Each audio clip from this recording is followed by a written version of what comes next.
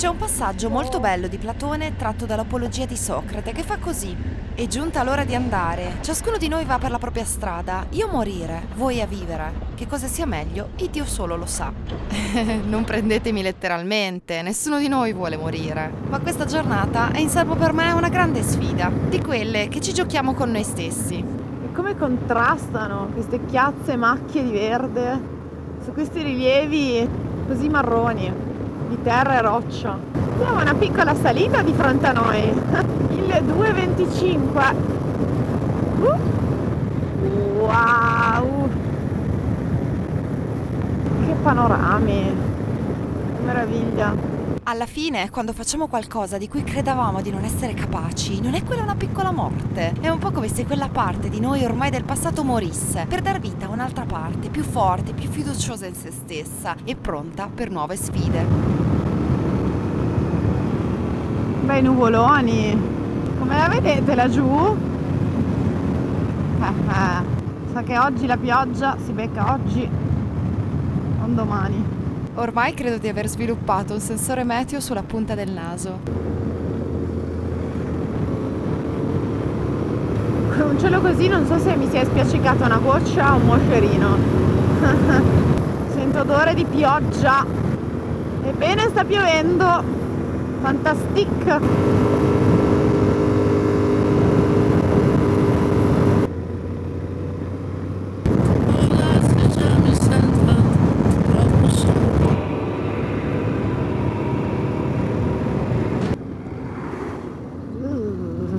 Per un momento mi sono sentita in equilibrio come un torero che viene sfiorato da un toro infiammato dal suo mantello rosso. C'è qualcosa che io non vedo mai quando sono in Turchia, e sono i treni. È la prima volta! È impossibile resistere alla tentazione di trasgredire per riprendersi il tempo che altri vorrebbero sospeso attendendo. Cattiva! Noi motociclisti siamo un po' artisti, no? Allora mi viene in mente una citazione di Mason Curry nel suo libro Grandi artiste al lavoro, che dice così: l'aspetto più bello dell'essere artista è che ti consente di creare il tempo e di non lasciare che sia lui a governarti.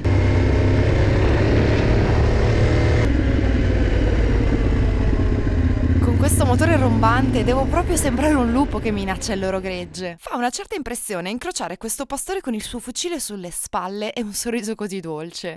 No. Hello. Ah, ok.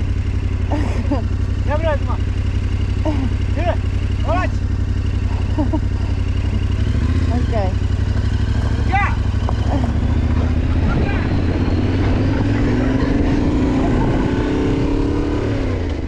Chissà poi se quel fucile gli servisse per cacciare, per abbattere lupi o motociclisti.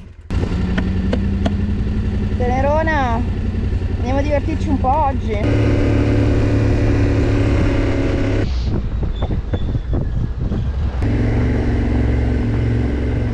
Eccolo il primo tunnel dei 22 che ci aspettano su questa strada, in pietra, costruita dalla gente locale con le proprie mani. 8 chilometri di strada stretta, accidentata in più punti e senza barriere, a strapiombo sul canyon dove scorre il fiume Eufrate. Ovviamente avevo passato la mattinata a cercarla online e quello che avevo letto era tutt'altro che rassicurante, una delle strade più pericolose del mondo. Lasciate perdere la guida, leggevo. Molte persone che ci vanno dicono che non riescono nemmeno a camminarci dalla paura.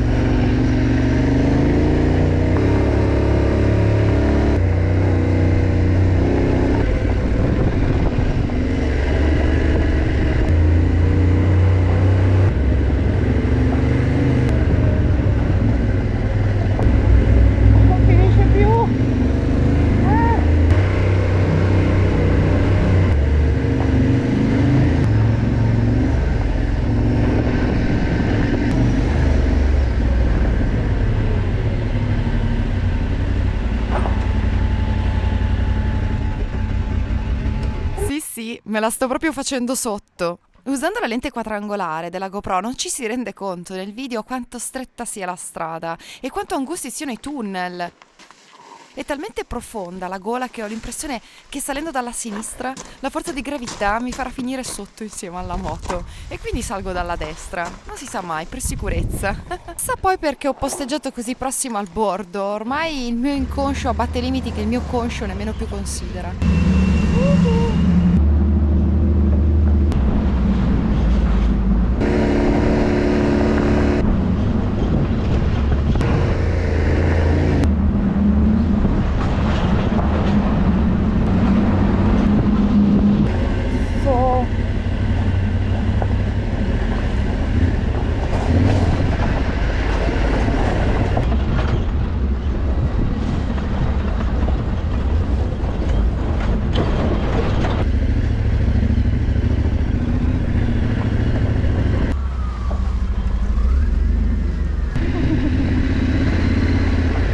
Sta cagando addosso, Dio.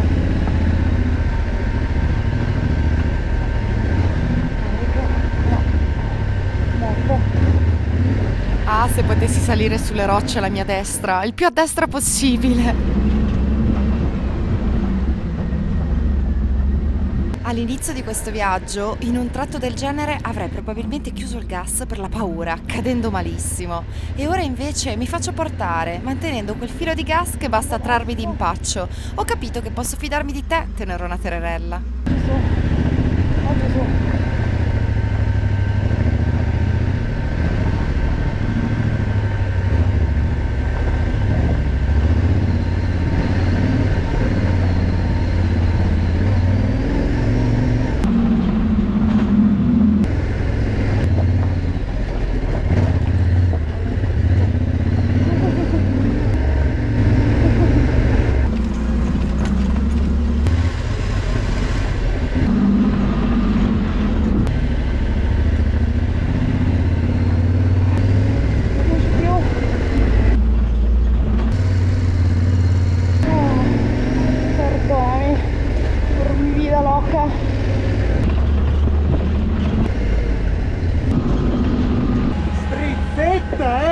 Strizzetta quando ti ho visto con i piedini giù di strizzetta!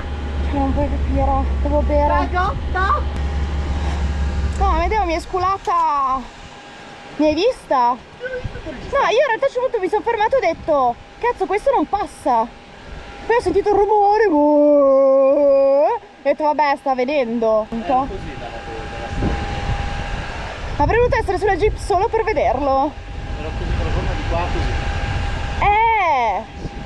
Follia. Io l'ho piegato per te, non per la mia. È proprio vero quello che dicono nell'articolo. È terrorizzante anche solo il camminare sul bordo dell'abisso. Se non sono morta ora. Via qua. La paura voleva che mi fermassi all'ingresso di questa strada e allora ho deciso di portarmela con me. Vai, Fra, della moto puoi fidarti, è ora di iniziare a fidarti anche di te stessa. Andiamo!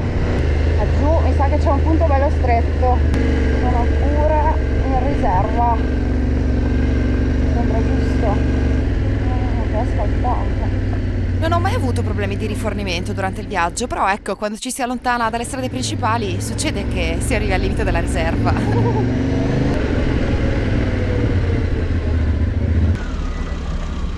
One second, motociclette. Grazie. Un'ora, motociclette, wait one second, motociclette. Come facevo se quelli andavano indietro loro? Sto andando avanti, no, è lì. Il percorso asfaltato con certi punti era peggio di...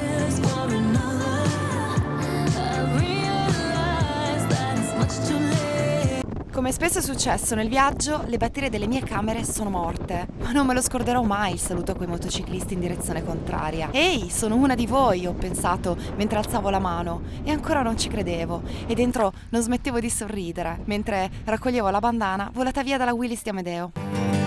A solitary man. Battery level is low.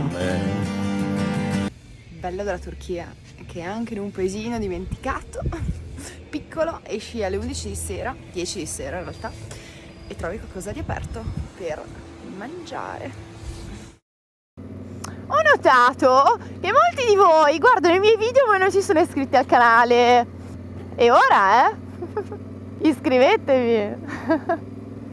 Sembra ieri che venivo per queste stradine a provare la mia motina per la prima volta.